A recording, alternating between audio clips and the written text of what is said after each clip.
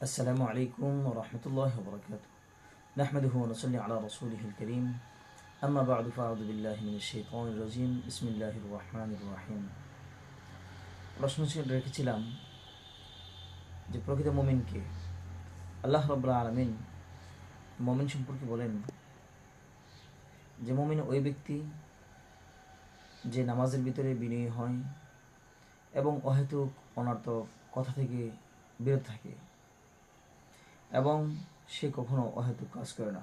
আল্লাহ রাব্বুল আলামিন পবিত্র কালামুল্লাহ শরীফে উক্ত আয়াতে বলেন যে মুমিন সে সর্বক্ষণ আল্লাহ তাআলার ভয়ে কম্পিত থাকে। মুমিন কখনো মিথ্যাবাদী হতে পারে না, মিথ্যা বলে না।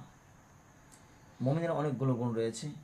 মুমিন সর্বক্ষণ আল্লাহ রাসূল সাল্লাল্লাহু আলাইহি ওয়াসাল্লামের অনুসরণ করে থাকে এবং বলতে থাকে, ইয়া মুকাল্লিবাল কুলুব সাব্বিত কলবি আলা দীনিক। মুমিনের আরও অনেকগুলো গুণ রয়েছে। আল্লাহ রাসূল সাল্লাল্লাহু আলাইহি ওয়াসাল্লাম মুমিনের সংজ্ঞা দিতে গিয়ে বলেন যে মুমিনের হাত থেকে মানুষের সম্পদ এবং মানুষের রক্ত এবং প্রত্যেকটা প্রাণীকুলের প্রত্যেকটা বস্তুই মুমিনের কাছে নিরাপদ। এই জন্য আমাদেরকে প্রকৃত মুমিন হতে হবে। আল্লাহ রাব্বুল আলামিন প্রত্যেকটা মানুষকে আল্লাহ রাব্বুল আলামিনের বিধিবিধান মেনে মুমিনের প্রকৃত অবস্থান জেনে মুমিন হয়ে মৃত্যুবরণ করার তৌফিক দান করেন।